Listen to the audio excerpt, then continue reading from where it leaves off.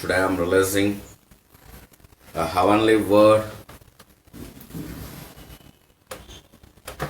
sin, పాపం. క్రైస్తవ లోకము భయపడుతున్న ఒకే ఒక్క ముఖ్యమైన విషయం పాపం. సో ఎవరో మాట్లాడటం మనం వినం, కానీ క్రైస్తవులు ఈ విషయమై అత్యధికంగా మాట్లాడటం మనం వింటాం. పాపంలో ఉన్నాము, పాపం చేస్తున్నాము, గర్భంలోనే పాపంలో జన్మించాము, సో అనుదినము పాపంలోనే లేచిన కాడి నుంచి పడుకునేంత వరకు పాపంలోనే ఉంటున్నాము అన్న విషయంలో పాపం వైపే మన దృష్టి అంతా మరలుతుంది. కానీ దేవుడు మనకేమి సిద్ధపరిచి ఉన్నాడో, ఈ పాపం నిమిత్తము దేవుడు మనల్ని ఎలా ఆశీర్వదించి ఉన్నాడో, దయచేసి ఈరోజు వాక్యంలో కొంచెం మూలాలకు వెళ్దామండి. నేను రావడం కొంచెం ఆలస్యమైన ఆశీర్వాదకరమైన వాక్యమే మీకు ఇస్తున్నాను. హల్లెలూయా. సో జనవరి కూడా అయిపోతుంది, న్యూ ఇయర్ చెప్పుకున్నాము. January, this is the last Sunday. So we're entering into February within few days. So the days are moving on. But దేవునిలో ఎంతవరకు మనం ఎదుగుతున్నాము, ఎంతవరకు ఆశీర్వాదకరంగా ముందుకు వెళ్తున్నాము. So will have a God's word right now. Yes, I'm welcoming you everyone. John chapter 8 verse 1. యోహాను 8వ అధ్యాయము 1వ వచనం. యేసు ఒలీవల కొండకు వెళ్ళెను. తెల్లవారగానే యేసు తిరిగి దేవాలయంలోనికి రాగా ప్రజలందరూ ఆయన యొద్దకు వచ్చరి గనుక ఆయన కూర్చుండి వారికి బోధించుచుండెను. శాస్త్రులను పరిసయ్యులను వ్యభిచారమందు పట్టబడిన ఒక స్త్రీని తోడుకొని వచ్చి ఆమెను మధ్య నిలవబెట్టి, బోధకుడా, ఈ స్త్రీ వ్యభిచారము చేయుచుండగా పట్టబడెను. అట్టి వారిని రాళ్లు రువ్వి చంపవలనని ధర్మశాస్త్రములో మోషే మనకు ఆజ్ఞాపించును కదా, ఆయనను నీవేమి చెప్పుచున్నావని ఆయనను అడిగిరి. హల్లెలూయా. Concentrate on it. The Lord is releasing a heavenly blessing upon you through the word according to what we have to follow. పరిసయ్యులు శాస్త్రులు వచ్చి, మోషే మనకి ఇలా చెప్పారు కదా, నువ్వేమి చెప్తావు అని క్రీస్తుని అడుగుతున్నారు. అంటే ఇక్కడ డైరెక్ట్లీ మనం ఒకటి ఫాలో అవ్వాలి. Did the Jesus following the word of Moses or not? Hallelujah. మోషే ఏదైతే బోధించాడో దానిని క్రీస్తు గనక పాటించినట్లయితే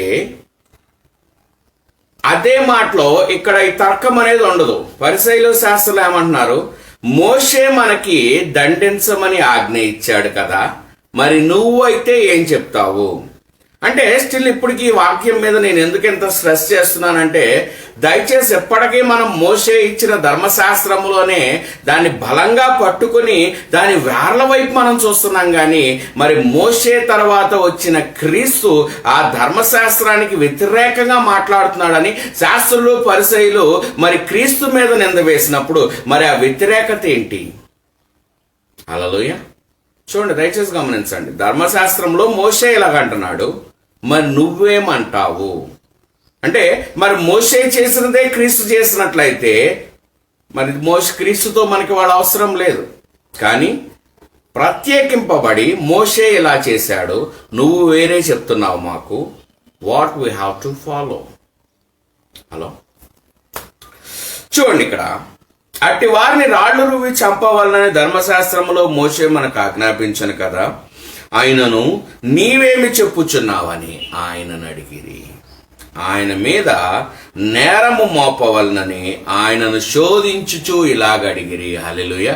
దయచేసి గమనించండి, యేసుక్రీస్తు మీద నేరం మోపాలి. ఎందుకు అంటే, మోషే ఏదైతే చెప్పాడో ఆ మోషే చెప్పిన దానికి క్రీస్తు చెప్పిన వాక్యానికి వీళ్ళు పోల్చుకోలేకపోతున్నారు. పరిసయ్యులు సద్దుకాయలు పోల్చుకోలేకపోతున్నారు. కాబట్టి ఇక్కడ గమనించండి, ఇది పోల్చుకోలేకపోతున్నారు. కాబట్టి ఇక్కడ ఏం జరుగుతుంది, ఆయనను శోధించడానికి ఇలా చెప్తున్నారు, ఇలా అడిగారండి, ఆయనను శోధించడానికి. అయితే యేసు వంగి నేల మీద వ్రేలితో ఏమో రాయిచుండెను. వారు ఆయనను పట్టు వదలక అడుగుచుండగా ఆయన తల ఎత్తి చూచి, మీలో పాపము లేనివాడు మొట్టమొదట ఆమె మీద రాయి వేయవచ్చునని వారితో చెప్పి, దయచేసి గమనించండి, యేసుక్రీస్తు ఒక మాట మాట్లాడుతున్నాడు. ఇక్కడ పాత నిబంధన ప్రకారం అయ్యా ఆ పాపము చేసిన స్త్రీని రాళ్లతో కొట్టి చంపాలి. కానీ క్రీస్తు ఏమంటున్నాడు ఇక్కడ, ఆ స్త్రీని రాళ్లతో చంపి కొట్టాలి కరెక్టే, కానీ ఆ కొట్టి చంపడానికి మీలో పాపము లేనివాడు ఎవడైతే ఉన్నాడో వాడు ముందుకు వచ్చి కొట్టి చంపండి. So Jesus is allowing to kill her. Jesus is allowing. దయచేసి గమనించండి, ఆ స్త్రీని చంపడానికి క్రీస్తు కూడా అంగీకరించాడు.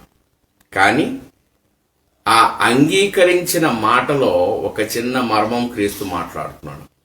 మీలో పాపము చేయని వారు మొదట రాయి వేయండి అన్నప్పుడు ఇక్కడ చూద్దాము. మరలా వంగి నేల మీద రాయిచుండగా వారు ఆ మాట విని పెద్దవారు మొదలుకొని చిన్నవారి వరకు ఒకరి వెంట ఒకడు బయటకు వెళ్ళిరి. యేసు ఒక్కడే మిగిలెను. ఆ స్త్రీ మధ్యను నిలవబడి ఉండెను. యేసు తల ఎత్తి చూచి, అమ్మా, వారెక్కడ ఉన్నారు? ఎవరనూ నీకు శిక్ష విధింపలేదా అని అడిగినప్పుడు ఆమె, లేదు ప్రభువా అనెను. అందుకు యేసు, నేనును నీకు శిక్ష విధింపను, నీవు వెళ్ళి ఇక పాపము చేయకుమని ఆమెతో చెప్పెను. దయచేసి గమనించండి, నేనును నీకు శిక్ష విధింపను, నీవు వెళ్ళి ఇక పాపము చేయకుమని ఆమెతో చెప్పాను. అంటే ఇక్కడ ధర్మశాస్త్రం ప్రకారం శిక్ష విధించాలి, చంపేయాలి. అంటే ఆ శిక్షకి తీర్పు మరణం. కానీ ఇక్కడ క్రీస్తు ఒక మాట అంటున్నాడు, అందరూ చేసిందే నేను చేయను, కాబట్టి నేను నిన్ను శిక్షించను, నువ్వు వెళ్ళి ఇక ముందు పాపము చేయకుము. దయచేసి గమనించండి, పాపపు జీవితంలో మనం ఉన్నామని మాట్లాడుతున్నాం, కానీ నువ్వు క్రీస్తు ముందు నిలబడిన తర్వాత నీ జీవితము ఎలా ఉండాలో అది క్రీస్తు మనతో మాట్లాడుతున్నాడు. దయచేసి గమనించండి. అంటే అనునిత్యము నేను క్రైస్తవ మతం తీసుకున్నానండి, క్రీస్తులోకి మారానండి, క్రీస్తు స్వభావం కలిగి ఉన్నానండి అని మనం మాట్లాడుతున్నప్పుడు దయచేసి గమనించండి, నిజంగా మనం క్రీస్తులో ఉన్న వారమైతే పాపము చేసిన తర్వాత, అంటే నేను యేసుని రక్షకుడిగా అంగీకరించిన తర్వాత నా పాత జీవితాన్ని నేను జ్ఞాపకము చేసుకొనను. హల్లెలూయా. క్రీస్తు ఒకటే మాట మాట్లాడుతున్నాడు, అమ్మా, నేను నీకు శిక్ష విధించను, నేనును. అంటే దేవుడు శిక్షించడానికి కాదండి ఉంది, తప్పు చేసిన మనల్ని తన మార్గములో నడిపించుకోవడానికి దేవుడు ఇష్టపడుతున్నాడు. కానీ లేదు, నువ్వు తప్పు చేశావు కాబట్టి నేను నిన్ను శిక్షించాల్సిందే, నిన్ను దండించాల్సిందే, నువ్వు ఆ పాపము అనుభవించాల్సిందే అని దేవుడు ఎక్కడా చెప్పట్లా. ఎందుకంటే ఆదికాండం నుంచి దయచేసి గమనించండి. ఆదికాండం, అవ్వ ఆదాము తప్పు చేశారు. అవ్వ ఆదాము తప్పు చేసినప్పుడు మరి తప్పు చేసిన తర్వాత కూడా గమనించండి, వారు దేవుని స్వరం వినగలిగి ఉన్నారు. తప్పు చేశారని ఆ దేవుని స్వరం వినలేకుండా వాళ్ళు వెళ్ళిపోలా. So this is what the favour God is releasing upon everyone. నువ్వు తప్పు చేశావు, అయినా నువ్వు తప్పు చేసావు కదా, నువ్వు తప్పు చేసినప్పుడు నా స్వరం నీకు వినపడదు అని దేవుడు మాట్లాడట్లా. ఆదాము దేవుని స్వరం విని దాక్కునెను. నువ్వేది చెయ్యొద్దన్నావో అదే చేసిన ఆదాము దేవుని స్వరం వినటం మాత్రం వదిలిపెట్టలేదు. నేను దిగంబరునైతే తెలుసుకున్నాడు, కానీ దేవుని స్వరం వినే ప్రాముఖ్యతను వదులుకోలేదు. ఆ స్వరం విని, అయ్యా, నా దిగంబరత్వముతో నీ ముందు నిలబడలేను అని చెప్పి నేను చెట్ల వెనక దాక్కున్నాను. సో అంటే ఆఫ్టర్ ఈ పాపము తర్వాతే దేవుడు ఆదాముతో మాట్లాడాడు. కానీ దయచేసి గమనించండి, నువ్వు పాపం చేసావు కాబట్టి నేను నిన్ను కొట్టాలి, నేను దండించాలి, నేను నిన్ను ఇచ్చేయాలి. Yes, he sent outside, బయటికి పంపించాడు. వాళ్ళు ఆకులు కట్టుకున్నారు, బాదం చెట్టు ఆకులు కట్టుకున్నారు, బయటికి పంపిస్తాడు దేవుడు. బయటికి పంపించేసాడని దేవుడు వదిలేశాడా? లేదు. వాళ్ళకి చర్మపు చొక్కాయలు కుట్టించాడు. వాళ్ళ గర్భఫలం పిల్లల్ని ఇచ్చాడు. కెయిన్ ఇచ్చాడు, ఏబేల్ని ఇచ్చాడు. దయచేసి గమనించండి. Your repentance will change everything in our life. That repentance doesn't mean daily, ప్రతిరోజు నేను ఈ తప్పు చేస్తాను నన్ను కాపాడు, నేను ఈ తప్పు చేస్తాను నన్ను కాపాడు. This is not the repentance. The change in your attitudes, the change in your works, the change in your heart resembles are we within Christ or not. Hallelujah. దయచేసి గమనించండి, ఇది మన క్రైస్తవ జీవితం.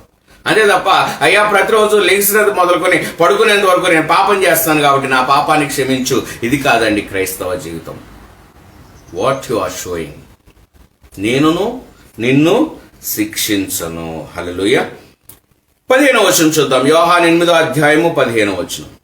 మీరు శరీరమును బట్టి తీర్పు తీర్చుచున్నారు, నేనెవ్వరికి తీర్పు తీర్చను. అంటే మోషే ధర్మశాస్త్రం ప్రకారము, పరిసయ్యులు సద్దుకయ్యుల ప్రకారము ఎవరికి ఏం చేస్తున్నారంట? శరీరాన్ని బట్టి తీర్పు తీరుస్తున్నారంట. ఈ శరీరాన్ని బట్టి తీర్పు తీరుస్తున్నప్పుడు క్రీస్తు ఏమంటున్నాడు? నేను ఈ శరీరాన్ని బట్టి తీర్పు తీర్చను. వాట్ యువర్ హార్ట్ డిజైర్స్, నీ హృదయంలో ఏదైతే నా మీద ఆశ కలిగి ఉన్నావో, నీ heart I will see only your heart, not your lust upon your body. అదేంటంటే చూడకపోతే అది ఎలా చూస్తారంటే, శరీరము ఆత్మ రెండు వేరు వేరు. శరీరం ఒకటి చేయమంటది, ఆత్మ ఇంకొకటి చేయమంటది. రెండు వ్యతిరేకమైనవి. కానీ దేవుడు ఏం చేస్తున్నాడు? నీ ఆత్మతో నీ శరీరాన్ని ఎక్కడైతే లోబర్చుకోగలవో, then that spirit is my spirit. అప్పుడు నువ్వు నా ఆత్మ కలిగిన వాడవు. ఏమండి, శరీరం దాని పని చేసుకుంటుంది. రోజు మార్నింగ్ టు ఈవినింగ్ దాని పని దాన్ని చేసుకొని ఇస్తాను. Yes, my heavenly father is a very graceful father. కాబట్టి నేను అయ్యా ప్రతిరోజు ఉదయం లెగంగానే 3ంటికి లేచి నా పశ్చాత్తాపం అంతా దేవుని ముందు పెడతాను, మళ్ళీ 5 నుంచి నా పాపక్రియలు నేను మొదలెడతాను అన్నాం అనుకోండి, that is not what we are with the God. హల్లెలూయా. దయచేసి గమనించండి, దేవుని ఆశీర్వాదములు మనతో ఉన్నవి. దేవుని ఆశీర్వాదములు మనతో ఉన్నవి. ఇక్కడ అదే మాట అంటున్నాడు, మన శరీరాన్ని బట్టి తీర్పు తీరుస్తున్నాము, కానీ దేవుడు అంటున్నాడు నేను ఎవ్వరికి తీర్పు తీర్చను. హల్లెలూయా. ఇంకొక విషయం మాట్లాడుతున్నాడు. 12వ వచనం చూడండి. మరలా యేసు, నేను లోకమునకు వెలుగును, నన్ను వెంబడించువాడు చీకటిలో నడవక జీవపు వెలుగు కలిగి ఉండునని వారితో చెప్పాను. హల్లెలూయా. ఈయన లోకానికి ఏమై ఉన్నాడంట? క్రీస్తు వెలుగై ఉన్నాడు. నేను లోకమునకు వెలుగును, నన్ను వెంబడించువాడు చీకటిలో నడవక. అంటే ఇక్కడ క్రీస్తును వెంబడించిన వాడు దేంట్లో నడవడంట? చీకటిలో నడవడు. దయచేసి ఇక్కడ ఈ మూలమైన విషయాన్ని కనుక్కోండి. ఎప్పుడైతే మనం మూలాల్లోనికి వెళ్తామో ఆశీర్వాదం బలంగా ఉంటుందండి. గోంగూర చెట్లు, తోటకూర చెట్లు చూడండి, మామిడికాయ చెట్టు అంత పెరగవు. ఎందుకంటే అవి పైన చల్లితే చాలు విత్తనాలు వచ్చేస్తాయి, మొక్కలు వచ్చేస్తాయి. అదే మామిడికాయలు చూడండి, కొంచెం లోతుకు తీసి చల్లి దాన్ని భూమిలో పాతి పెడితే అది వేరు లోపల బలంగా అయ్యే కొద్దీ అది చెట్టు బలంగా తయారవుతుంది. అంటే ఎప్పుడైతే మనం మూలాల్లోనికి వెళ్తామో గాలి తుఫాన్లు వచ్చినా కూడా చెట్లు పడవు.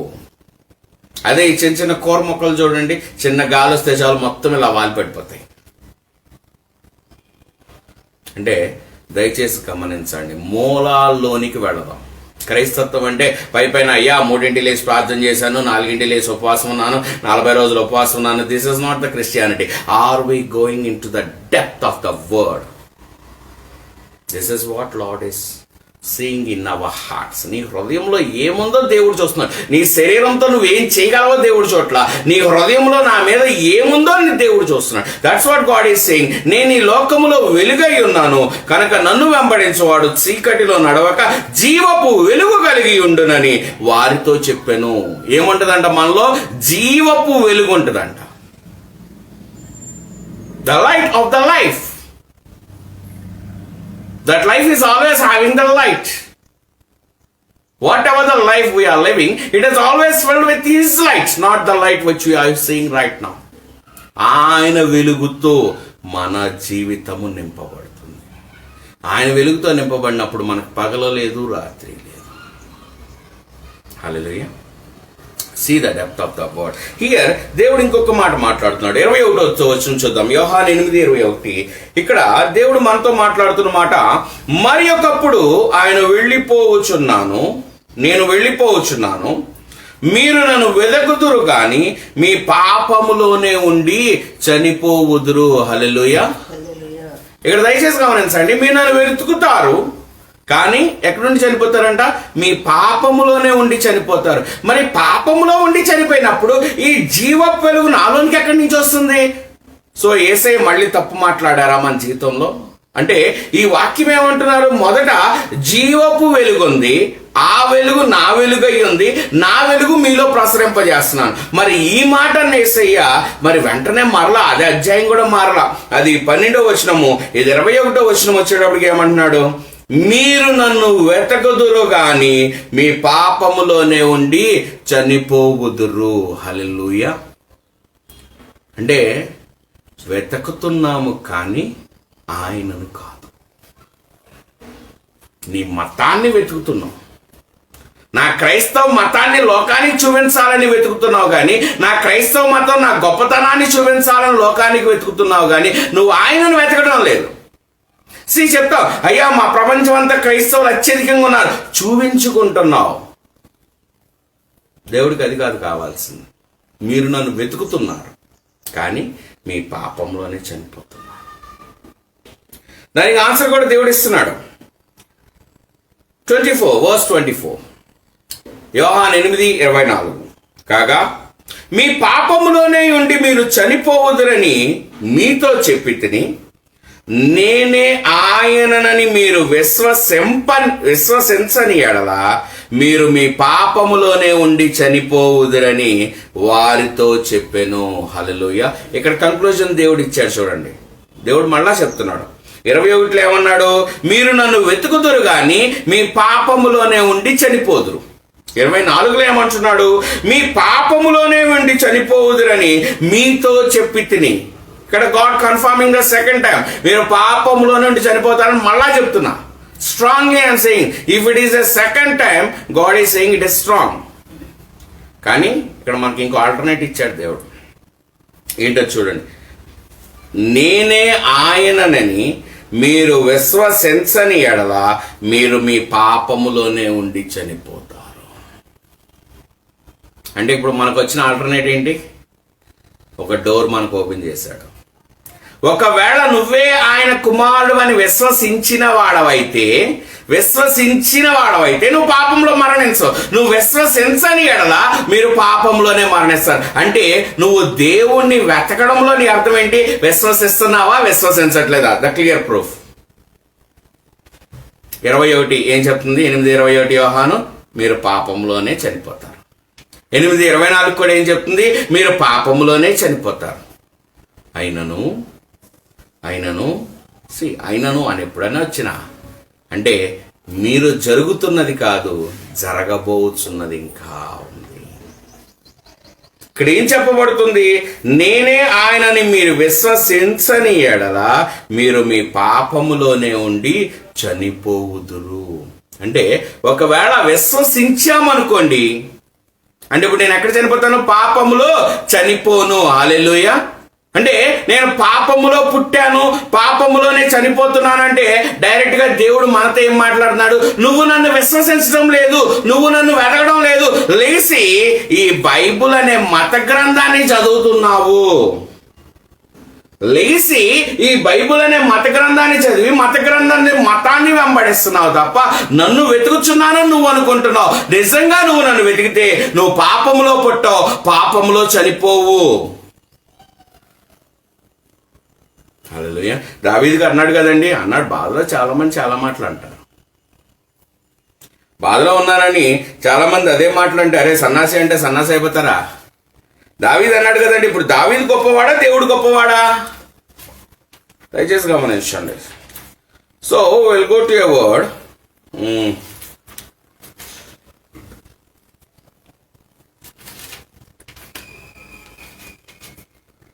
1 యోహాను 3:4. 1 యోహాను 3:4. చూద్దాం, ఇన్ డెప్త్ వెళ్దాం ఇవాళ, డోంట్ వరీ. మూలాల్లోనికి వెళ్తే ఆశీర్వాదాలు నిశ్చయముగా మనం వెంబడిస్తాయి. మూలాలు వెతుకుదాం. 1 యోహాను 3వ అధ్యాయము 4వ వచనం. పాపము చేయు ప్రతివాడును ఆజ్ఞ అతిక్రమించును. పాపం చేయు ప్రతివాడు ఏం చేస్తున్నాడంట? ఆజ్ఞ అతిక్రమించును. ఆజ్ఞ అతిక్రమమే పాపము. ఆజ్ఞ అతిక్రమమే పాపము. అంటే ఇప్పుడు క్రీస్తు శిలువ మీద ఏం చేశాడు? మోషే చెప్పిన దాన్ని అంగీకరించి నెరవేర్చాడా? మోషే చెప్పిన దాన్ని కొట్టివేశాడా? శిలువ మీద తన శరీరంతో శిలువ మీద కొట్టివేశాడు. అంటే ఏ ఆజ్ఞలైతే మీకు ఇవ్వబడి ఉన్నావో ఆ ఆజ్ఞల్ని క్రీస్తు ఏం చేశాడంట? కొట్టివేశాడు.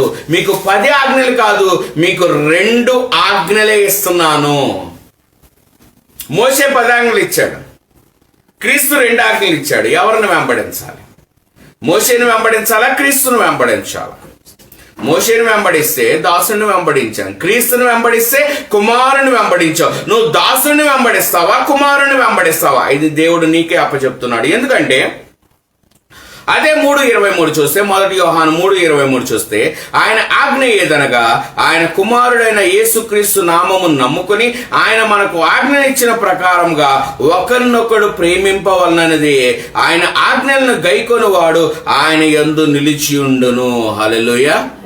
నువ్వు నన్ను వెతుకుతున్నావు, దేన్ని పట్టుకుని వెతుకుతున్నావు? మోసే 10 ఆజ్ఞలు పట్టుకుని వెతుకుతున్నావు. కానీ ఇక్కడ నన్ను దేన్ని పట్టుకుని వెతకాలంట? నేను చెప్పిన 2 ఆజ్ఞల్లో మీరు గనక నిలబడిన వారైతే, this is what the lord is very clear. నేను చెప్పిన దాంట్లో మీరు నిలబడిన వారైతే మీరు పాపములో ఉండి మరణించరు. నేను చెప్పని దానిని మీరు వెంబడించే పరిసయ్యులు సద్దుకైలాగా మీరు ఇంకా మోషేని వెంబడిస్తుంటే మీ పాపములోనే ఉండి మీరు చనిపోతారు. This is what the difference. So both the words were in the Bible only. నేను బైబిల్ నుంచి బయటకు వెళ్ళట్లేదు, బైబిల్ నుంచి వేరే మాట చెప్పట్లేదు. So I'm preaching the clear word of the Bible. ఎక్కడ బైబిల్లోంచి బయటకు వెళ్ళి కథలో పురాణాలు ఎక్కడా లేవు. So everything by the proof. So ఇక్కడ ఆయన ఆజ్ఞలను గైకొనువాడు ఆయన యందు నిలిచిండును. హల్లెలూయా. ఇందాకేమన్నా, మీరు నన్ను వెతుకుతున్నారు కానీ మీ పాపములోనే చనిపోతారు. కానీ ఇక్కడ దేవుడు ఏమన్నాడు? నాకు 2 ఆజ్ఞలు ఉన్నాయి. మీరు మోషే ఇచ్చిన 10 ఆజ్ఞల్లో మీ జీవితాన్ని ఆధారపరుచుకుంటున్నారు. కానీ నేను ఇచ్చిన 2 ఆజ్ఞల్లో మీరు గనక నడిచినట్లయితే నాలో మీరు నిలిచి ఉంటారు. ఆయనలో నిలిచి ఉంటే ఆ జీవ వెలుగు మనలోనికి వస్తుంది. We will never die. Even if we dies, it is not in the sin.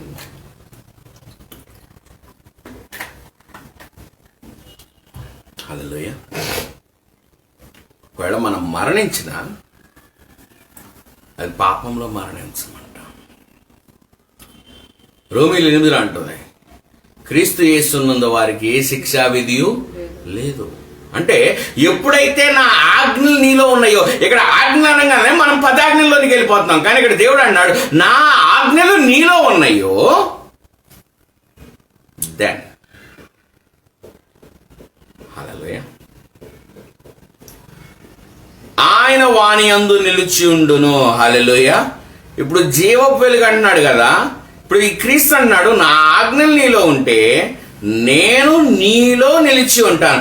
నేను నీలో నిలిచి ఉన్నప్పుడు నువ్వు పాపము నీ మీద ఆధిపత్యము చేస్తాదా? ఆదికాండంలో చూస్తాం, గుమ్మం యొద్ద పాపం పొంచి ఉంది. అందరు క్రైస్తవ నోట్లో ఇది బట్టి, అయ్యా పాపం ఎల్లవేళ రెడీగా ఉంది. మరి క్రీస్తు అంటున్నాడు, నా వాక్యము నా వాగ్దానం నీలో ఉంటే గుమ్మం బయట ఉంది, అది నేను లోపల నీలో ఉన్నాను. నీకు బయట ఉన్న దాని మీద ఆశ కావాలా, లోపల ఉన్న దాని మీద ఆశ కావాలా? హల్లెలూయా.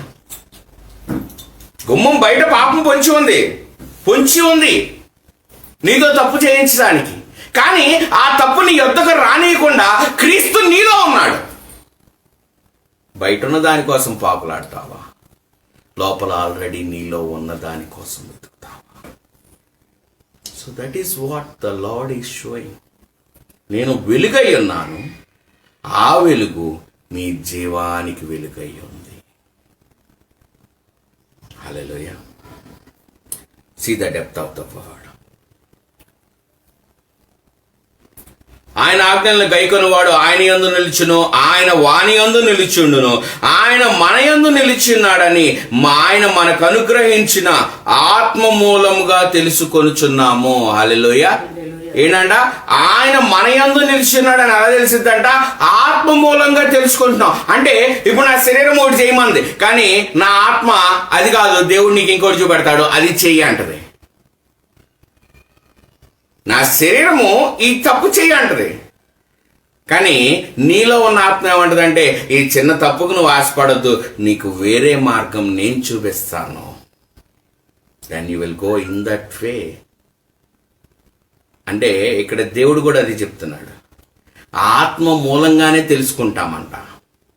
ఆయన ఆత్మ నాలో ఉన్నప్పుడు మాత్రమే తెలుసుకుంటామంట. అంటే నేను వెతకడం మతపరంగా వెతుకుతూ నేను క్రైస్తవ కమ్యూనిటీ అని చెప్పుకుంటున్నానా?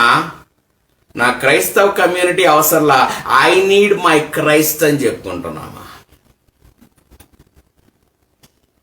హల్లెలూయా. కమ్యూనిటీ కావాలా? క్రైస్ట్ కావాలా? క్రిస్టియన్స్ ఎంతమంది ఉన్నారు? 5%, 10%, 20%, డజంట్ బోదర్. దయచేసి గమనించండి. 5 భర్తలున్న స్త్రీ ఒక ఊరిని మార్చగలిగింది.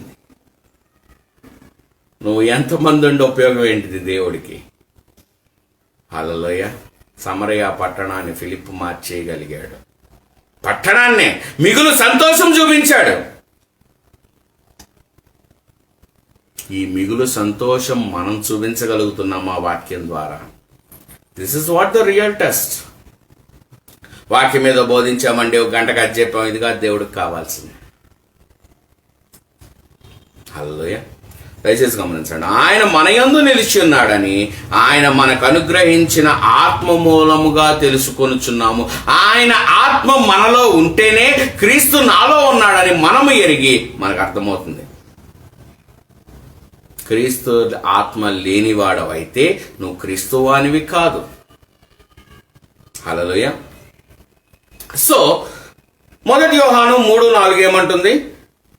ఆజ్ఞ అతిక్రమమే పాపము. మనం మోసే ఇచ్చిన 10 ఆజ్ఞలు అతిక్రమం పాపం అంటున్నాం, కానీ దేవుడు అంటున్నాడు నేను ఇచ్చిన 2 ఆజ్ఞలు అతిక్రమమే పాపం. మోసే ఆజ్ఞలు ఏంటో, ఈ 2 ఆజ్ఞలు ఏంటో వేరేసారి డిస్కస్ చేద్దాం, ఎందుకంటే ఇది మీకు అందరికీ తెలుసు. మళ్ళీ దాంట్లోకి వెళ్ళను, because today we are dealing with the sin. So పాపములను తీసివేయుటకై ఆయన ప్రత్యక్షమాయనని మీకు తెలియను. ఏంటంట? యోహాను ఏం చెప్తున్నాడు? పాపము తీసివేయడానికి ఆయన ప్రత్యక్షమయ్యాడంట. అంటే మోషే ద్వారా, ధర్మశాస్త్రము ద్వారా ఏ పాపం అయితే మనలోనికి వచ్చిందో ఆ పాపాన్ని తీసివేయడానికి ఈయన ప్రత్యక్షమయ్యాడు. ప్రత్యక్షమై ఏమంటున్నాడు? ఆయన యందు పాపమేమీయూ లేదు, ఆయన యందు నిలిచి ఉండువాడెవ్వడనో పాపము చేయడు, పాపము చేయువాడెవ్వడనో ఆయనను చూడను లేదు, ఎరుగను లేదు. అందుకే దేవుడు అంటున్నాడు, మీరు నన్ను వెతుకుతారు కానీ పాపంలోనే చనిపోతారు. ఎందుకని ఆ మాట అన్నాడు? ఇక్కడ మనం ఆయన వెతకట్లేదంట. ఆయన యందు పాపమేమీ లేదు, ఆయన యందు నిలిచియుండువాడెవడనో. ఇక్కడ ఏమంటున్నాడు? ఆయన యందు నిలిచియుండువాడు పాపం చేయడు. ఈ నిలిచి ఉండేవాడెవడు? ఇక్కడ 24లో ఏం చెప్పబడింది? ఆయన ఆజ్ఞలను గైకొనివాడు ఆయన యందు నిలిచి ఉండును. వాక్యమే మాట్లాడుతుంది. అక్కడ బయటికి వెళ్ళా, పేజీ కూడా దాట్లా. ఆయన యందు నిలిచి ఉన్నవాడు పాపం చేయడు. ఎలా నిలిచి ఉంటాడు? ఆయన ఆజ్ఞలను గైకొనివాడు ఆయన యందు నిలిచును, ఆయన దేవుని యందు నిలిచును. దేవుడు ఆయన యందు నిలిచును. అంటే ఇప్పుడు ఇక్కడ మనకేం కావాలి? దేవుడు మన యందు నిలిచి ఉన్నాడు. ఆ నిలిచి ఉన్నప్పుడు మనము పాపము చేయము. పాపము చేయువాడును ఆయనను చూడను లేదు, ఎరుగను లేదు. పాపం చేయవాడు ఏంటంట? ఆయనను చూడను లేదు, ఎరగను లేదు. అంటే ప్రతిదినం అయ్యా లేచేది మొదలుకొని రాత్రి వరకు నేను పాపమే చేస్తున్నాను, నా కళ్ళు ముక్కు చెవులు పాపం చేస్తున్నాయి, లేదంటే నా హృదయం పాపం చేస్తుంది, లేదంటే నా కళలు పాపం చేస్తున్నాయి అంటే దేవుడు అంటున్నాడు, నువ్వు నన్ను ఎప్పటికీ చూడను లేవు, ఎరుగను లేవు. వెతుకుతావు అంతే, బైబుల్ ముందు పెట్టుకుని వెతుకుతావు అంతే, ఒక మత గ్రంథాన్ని ముందు పెట్టుకుని వెతుకుతావు, నన్ను వెతకడం లేదు. మత గ్రంథాన్ని ముందు పెట్టుకుని వెతుకుతున్నావు. Lord is showing, God will say directly, మోషే మత గ్రంథం, ఫిలిప్పు సద్దుకాయలు మత గ్రంథస్థులు, దాన్ని ఆచరించేవారు. The lord said it, not me. Okay, చిన్నపిల్లారా 7వ వచనం చూద్దాం. 1 యోహాను 3వ అధ్యాయము 7వ వచనం. చిన్నపిల్లలారా ఎవరిని మిమ్మల్ని మోసపరచనీయకుడి. ఇప్పుడు ఏమని మాట్లాడుతున్నాడు? చిన్నపిల్లలారా, వృద్ధులారా, వయసు మళ్ళిన వారా, ఇది చిన్నపిల్లలకు చెప్తున్నాను అంటలా. మీరు వయసు వచ్చింది, మీకు 70 ఏళ్ళు 80 ఏళ్ళు ఉన్నాయి, కానీ యోహాను ఒకే ఒక మాట్లాడు, చిన్నపిల్లలారా. వాక్యం మీ ముందుండి చెప్పిన, యేసయ్య మీతో వచ్చి మాట్లాడిన యేసయ్యను వెంబడించట్లేదు, కానీ మతపరమైన మోషేనే వెంబడిస్తున్నారు. హల్లెలూయా. అందుకే అంటున్నాడు, చిన్నపిల్లలారా ఎవరిని మిమ్మల్ని మోసపరచనీయకుడి, ఆయన నీతిమంతుడై ఉన్నట్టు నీతిని జరిగించు ప్రతివాడు నీతిమంతుడు. నీతిని జరిగించు ప్రతివాడు నీతిమంతుడు.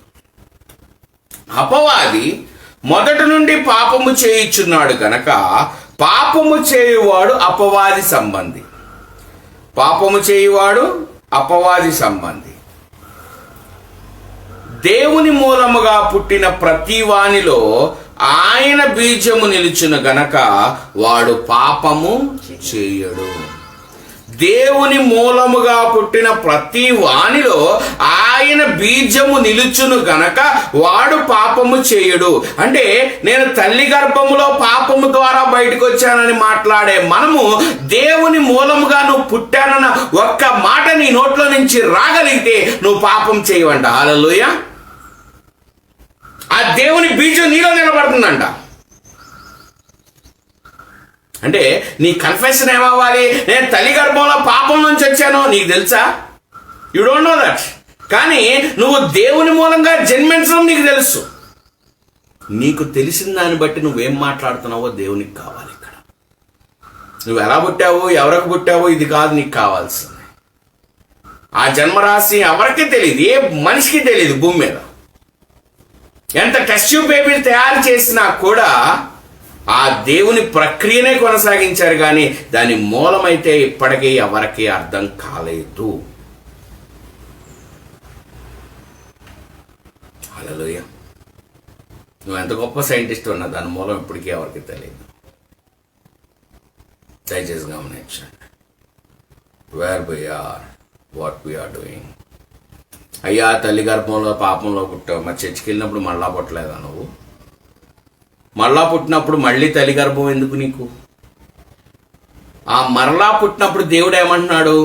ఆ మరలా పుట్టినప్పుడు నా బీజం నీలో ఉన్నప్పుడు నువ్వు పాపం చెయ్యవు కదా. అంటే నీ దృష్టి అంతా ఎక్కడుంది? నేను ఎలా తల్లి గర్భంలోంచి బయటకు వచ్చానో దీని మీద నీ దృష్టి ఉంది, కానీ మరి నాలో జన్మించానన్నప్పుడు నాలో జన్మించి నువ్వు, నా బీజం నీ మీద ఉంటుందన్న మాట నీ నోట్లో ఎందుకు రావడం లేదు? హల్లెలూయా. అందుకే దేవుడు అంటున్నాడు, నన్ను వెతుకుతారంతే, నేను మీకు దొరకను. ఎందుకంటే మీరు ఎలా పుట్టారో అది మీకు కావాలి. నా యందు మళ్ళా జన్మించిన విషయాన్ని మీరు మరచిపోతున్నారు. ఏంటంటే అయ్యా నేను ఎంతమందికి బాప్తిజం ఇచ్చాం, అంతమందికి బాప్తిజం ఇచ్చాం, మేము బాప్తిజాలు తీసుకున్నాం. ఏం చేస్తున్నావు? బాప్తిజం తీసుకున్నావు అంటే నువ్వు మరలా జన్మించావు. మరలా జన్మించిన వాడవైతే నీలో క్రీస్తు బీజం ఉంది. క్రీస్తు బీజం ఉన్నప్పుడు లోకపు తండ్రి బీజం కోసం ఎందుకు పరిగెడుతున్నామండి? హల్లెలూయా. 8వ వచనం. అపవాది మొదటి నుండి పాపము చేయుచున్నాడు గనక పాపము చేయువాడు అపవాది సంబంధి. అపవాది యొక్క క్రియలను లయపరచుటకే దేవుని కుమారుడు ప్రత్యక్షమాయను.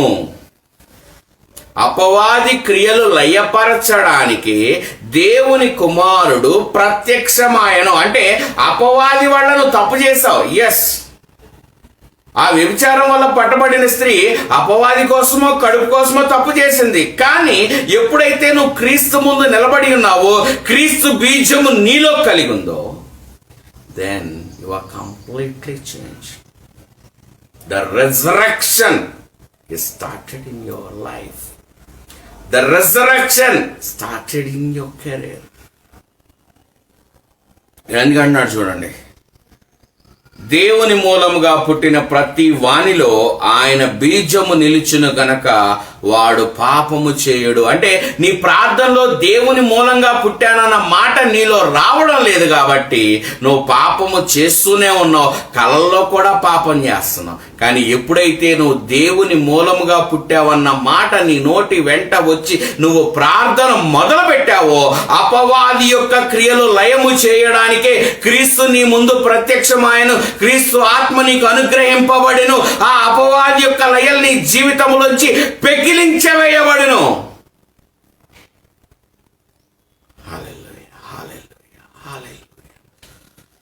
Like many lives were getting changed right now. అనేకుల జీవితాలు ఈ దినమందు మార్చబడుతున్నాయి. అనేకుల జీవితాలు మార్చబడుతున్నాయి. హల్లెలూయా, హల్లెలూయా. దేవుని మూలంగా పుట్టిన ప్రతి వానిలో ఆయన బీజం నిలిచిన గనక వాడు పాపము చేయుడు. వాడు దేవుని మూలముగా పుట్టిన వాడు గనక పాపము చేయజాలడు.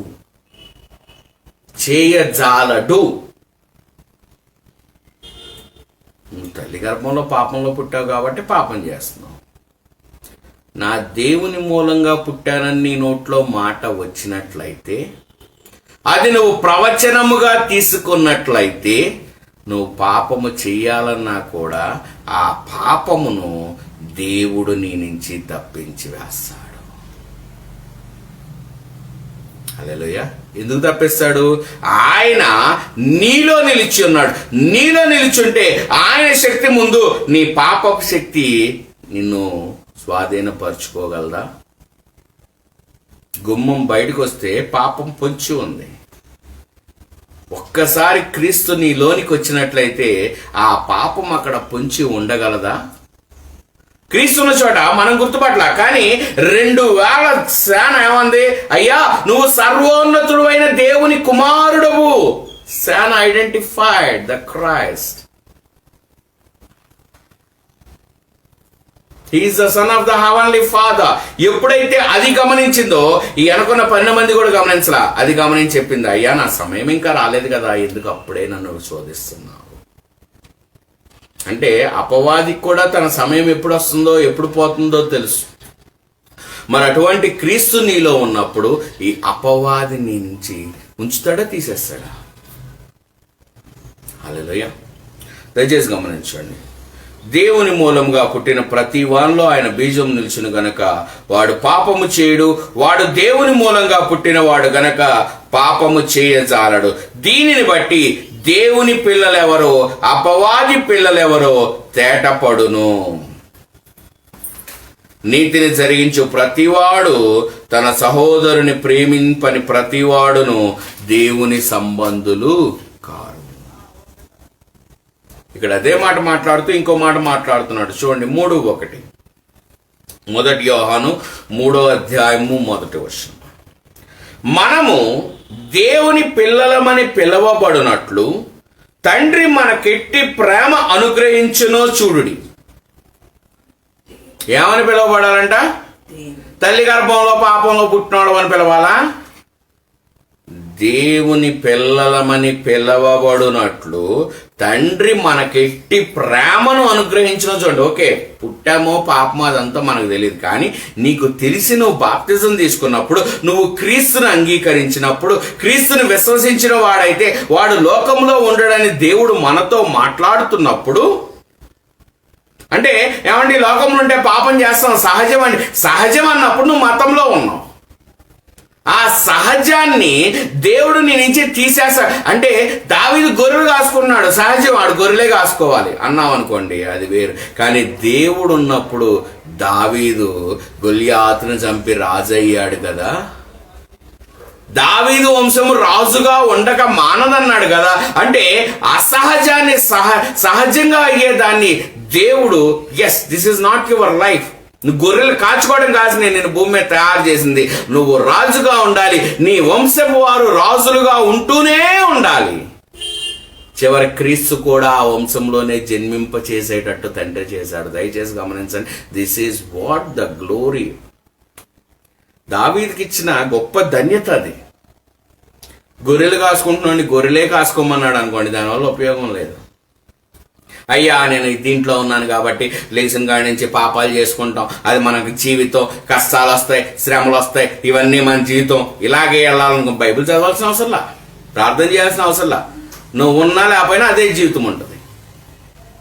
కానీ నువ్వు బైబిల్ ఎప్పుడు చదువుతున్నావో, ప్రార్థన ఎప్పుడు చేస్తున్నావో, క్రీస్తుని ఎప్పుడు వెతుకుతున్నావో, నీ జీవితం మార్చివేయబడుతుంది.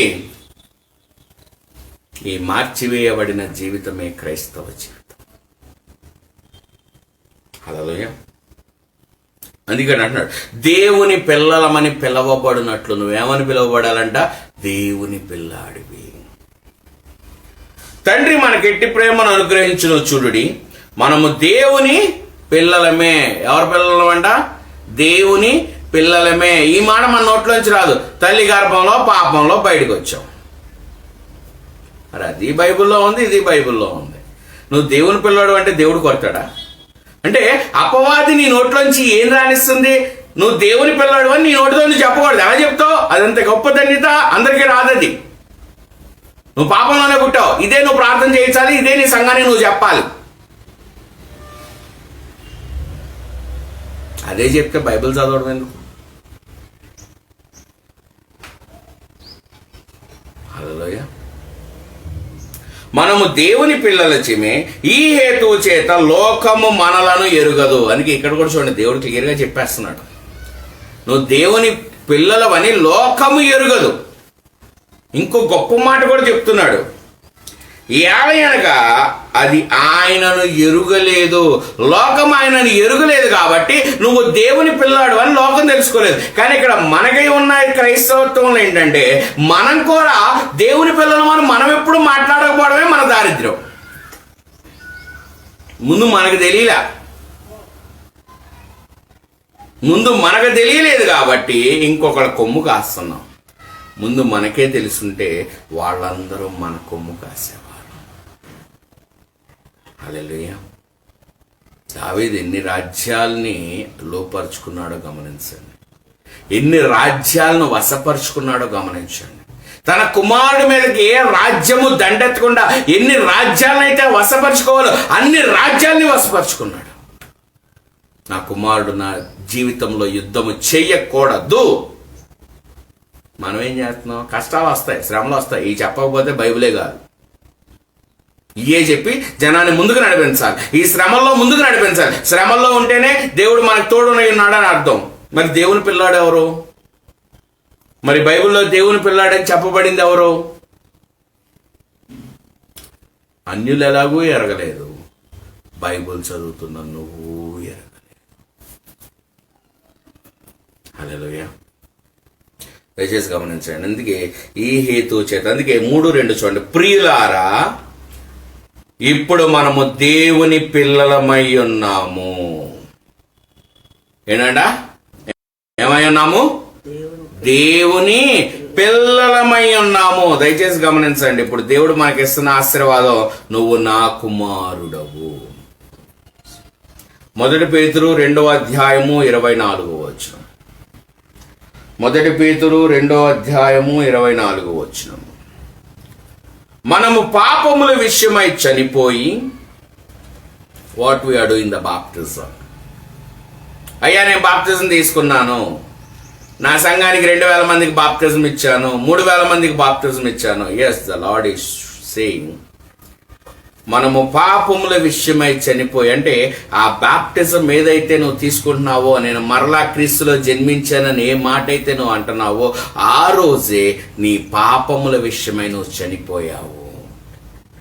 నీ పాపం, నీ గడిచిన జీవితం ఉన్న పాపం అంతా చనిపోయింది. ఎందుకంటే ఏదైనా శ్రమ వస్తే నేను ఆ రోజు ఆ తప్పు చేశాను కాబట్టి ఆ పాపం నన్ను వెంబడిస్తుంది, ఆ తప్పు ఉంది కాబట్టి ఆ పాపం నన్ను వెంబడిస్తుంది. ఇదే హృదయం నీలో నాటారు,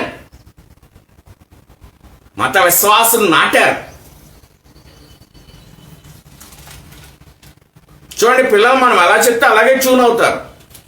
ఈ మతం నాటి నాటి నాటి నువ్వు దేవుని పిల్లడు అన్న మాటే నీ నోటి నిండా రానికుండా చేయగలిగిన గొప్ప మత విశ్వాసులు మనవారు. హల్లెలూయా.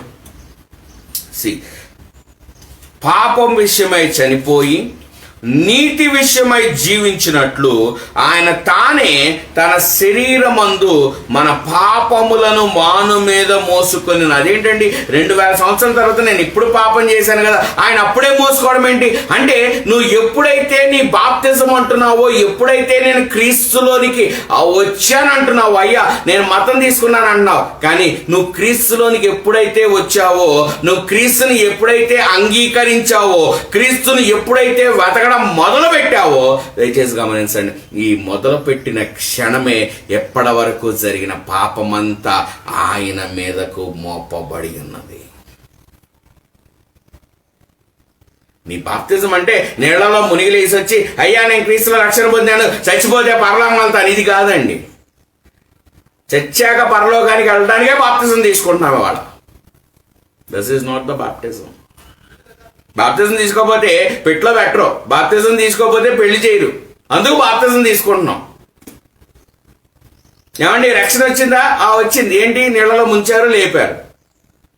ఆ నీళ్లలో ముంచుతున్నప్పుడు నువ్వు విశ్వసించవలసింది, ఎప్పటి వరకు నా శరీరంలో జరిగిన ప్రతి పాపము ఆ మాను మీదకు తీసుకువెళ్ళబడింది.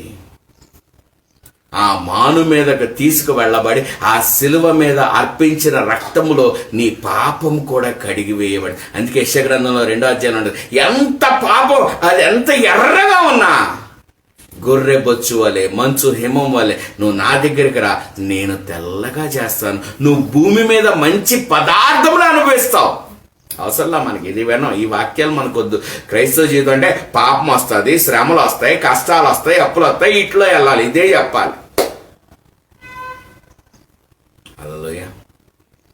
నీ పాపము ఎంత ఎర్రగా ఉన్నా, ఆ దేవుడు పోలికో చెప్తాడు, కెంపు వలె ఎర్రగా ఉన్నా, రక్తం వలె ఎర్రగా ఉన్నా నీ పాపము, హిమము వలె, మంచు వలె, గొర్రె బొచ్చు వలె నేను తెల్లగా చేస్తాను. అంటే నువ్వు విశ్వసించింది ఏంటంట, నువ్వు దేవునిలోనికి వస్తే, దేవుడు నీలోనికి నువ్వు ఆహ్వానించుకోగలిగితే, ఆయన ఆత్మను కనుక నువ్వు స్వీకరించగలిగిన వాడవైతే, ఎప్పుడైతే నేను బాప్తిజం తీసుకుంటున్నాను అంటున్నావో, in that same minute itself your every sin was carried upon the cross. Every sin till that minute, ఆ క్షణం వరకు నువ్వు చేసిన ప్రతి పాపము మాను మీదకి తీసుకువెళ్ళపోబడింది. ఆయన తానే తన శరీరమందు మన పాపములను ఎవరి పాపాలు కాదండి, మన పాపములు కాబట్టి. ఎందుకంటే ఆయన ఎందు ఏ పాపం లేదు కాబట్టి అన్ని దెబ్బలు తినాల్సిన అవసరం లేదు, ఏ పాపం లేదు కాబట్టి చేతులకు మేకులు కొట్టాల్సిన అవసరం లేదు, ఏ పాపం లేదు కాబట్టి తల మీద ముళ్ళ కిరీటం ఉంచుకోవాల్సిన అవసరం లేదు. ఈ పాపాలన్నీ మనవి కాబట్టి అవన్నీ అక్కడ ట్రాన్స్ఫర్ అవుతున్నాయి. ఎవరెప్పుడు బాప్తిజం తీసుకున్నా గుర్తుంచుకోండి, నీ పాపము ఆ శిలువ మీద ఆ రక్త బొట్టు చిందించింది, ఆ చిందించిన దానికి నీ పాపమే కారణము. When that is happening, read this word. మాను మీద మోసుకొనెను, ఆయన పొందిన గాయముల చేత మీరు స్వస్థత నొందితిరి. హల్లెలూయా. నీ శరీరంలో పాపం నీ మీదకు మరలా రానికుండా, నిన్ను అనారోగ్యం పాలు కానికుండా అవన్నీ ఆయన మోసి ఏం చేశాడంట, మనకి స్వస్థతను అనుగ్రహించరి. ద నెక్స్ట్ వర్స్, మీరు గొర్రెల వలె దారి తప్పిపోతిరి కానీ, 1 పేతురు 2:25, మీరు గొర్రెల వలె దారి తప్పిపోతిరి కానీ ఇప్పుడు నౌ మీ ఆత్మల కాపరియు అధ్యక్షుడునైన ఆయన వైపునకు మళ్ళీ అన్నారు. ఇప్పుడు క్రీస్తు ఏమైనాడంట? ఆత్మల కాపరి. ఇందాక యోహానులో ఏం చేసాం? మీరు శరీరమును బట్టి తీర్పు తీరుస్తారు. కానీ క్రీస్తు ఏమన్నాడు? నీ ఆత్మకు నేను కాపరిని. ఎందుకంటే నీ ఆత్మ నా ఆత్మతో జతపరిస్తే, ఎందుకంటే గొర్రెల ముందు ఒక యజమాని నడుస్తాడు, ఆ యజమాని ఎటు నడిస్తే గొర్రెలు అట్టే నడుస్తాయి. ఇప్పుడు తండ్రి ఏమన్నాడు? నేను మీ ఆత్మల కాపరిని. అంటే నా ఆత్మ మీలో ఉన్నట్లయితే నేను ఎటు నడిస్తే మీ ఆత్మలు అట్టే నడుస్తాయి. మీ ఆత్మలు అటు నడిస్తే మీ శరీరంలో ఉన్న క్రియలు ఆ ఆత్మలు మీ జీవితంలో చేయనియవు. హల్లెలూయా. అందుకే చూడండి, ఇక్కడ అంటున్నాడు, మీరు గొర్రెల వరే దారి తప్పిపోయారు, కానీ ఇప్పుడు మీ ఆత్మల కాపరి. ఇందాక ఈ ఆత్మ మీలోకి అనుగ్రహించాడు, ఈ ఆత్మ వల్లనే మీకు తెలియబడును. ఇప్పుడేమంటున్నాడు? మీ ఆత్మల కాపరియు అధ్యక్షుడును అయిన ఆయన వైపునకు మళ్ళీ ఉన్నారు. హల్లెలూయా. ఆత్మల కాపరి, అధ్యక్షుడు కూడా ఆయన అంట. ఈ ఆత్మలన్నిటికీ అధ్యక్షుడు ఆయనే. He is the president of all the spirits on all the earth. ఆత్మల కాపరి, అధ్యక్షుడు. హల్లెలూయా. Instead of dying in your sin, వెతుకుతున్నాను అనుకుంటున్నాను. నేను మరలా పుట్టినప్పుడు దేవుని పిల్లలమే, మన నోటి వెంట రావట్లేదు. దేవుని మూలంగా పుట్టినవాడు పాపము చేయజాలడు. మన హృదయంలో ఈ మాట నోటి వెంట రానియకుండా అపవాది తాను జాగ్రత్తగా క్రైస్తవ మతాన్నే ఎన్నుకుని మనం పాపంలో ఉంటున్నాము, శోధనలో ఉంటాము. ఇవన్నీ క్రైస్తవ జీవితంలో రాకపోతే ఎలాగా అంటున్నాయి. దయచేసి గమనించండి. ఎప్పుడైతే పౌలును పాము కరిచిందో విదిలించుకున్నాడు. విదిలించుకోగానే ఏమైపోయింది? చచ్చిపోయింది. పాము వెళ్ళిపోయింది, పౌలు మరణించలేదు. కానీ అందరూ ఏమనుకున్నారు? చచ్చిపోతాడు. ఎంత పాపం చేయకపోతే అది కరిచిందో. కానీ ఆ శ్రమ వచ్చింది పౌలు జీవితంలో. కానీ ఆ శ్రమను బట్టి పౌలు కూర్చుని మోకరించి, అయ్యా ప్రభువా, ఏడిచి నా పాపం ఏది చేశాను, అందుకే నన్ను ఈ పాము కరిచిందేమో, ఈ పాపం నుంచి నన్ను బయట అని అడగలా. I will live my life in Christ. ఆ పాపం వచ్చింది. ఆ పాపం వల్ల పాము కరిచిందో ఎందుకు కరిచిందో తెలియదు. కానీ అంత మరణకరమైన పాము కరిచినా కూడా మన పౌరుని ఏం చేయలేకపోయింది. దయచేసి గమనించండి. మీరు ఎలా ఉన్నా కూడా క్రీస్తు మీలో నిలిచి ఉంటే ఏ శ్రమ మిమ్మల్ని ఏం చేయదు, ఏ కష్టం మిమ్మల్ని ఏం చేయదు, ఏ రుణం మిమ్మల్ని ఏం చేయదు, ఏ రోగం మిమ్మల్ని ఏం చేయదు. Yes, the next Sunday, February 1st week, I'll give you some more depth about this sin. Some more depth. ఇంకా మూలాల్లోనికి వెళ్దాం.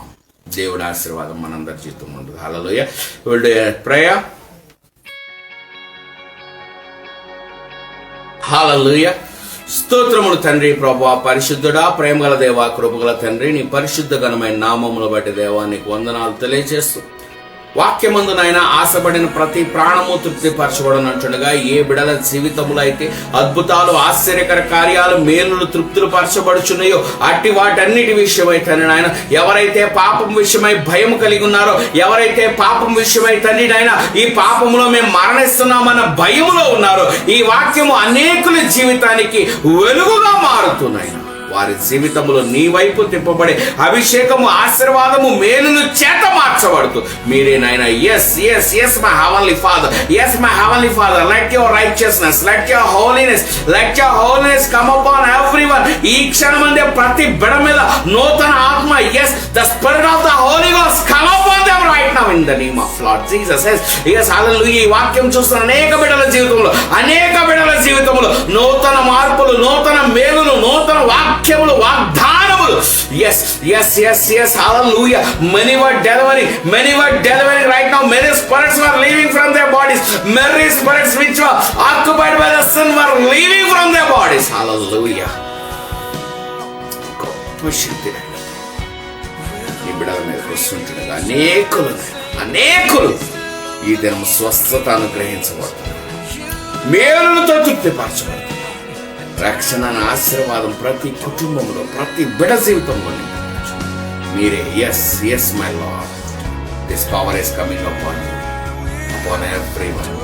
In Jesus mighty name. whenever ఎప్పుడు ఎక్కడ ఈ వాక్యం వాగ్దానం చూసిన అట్టి ప్రతి బిడ్డ మీద ఈ అభిషేకం నూరంతలుగా as the Holy Spirit come upon right now in Jesus mighty name. Amen. Amen. Amen. God bless you. Our blessings are with you. Amen.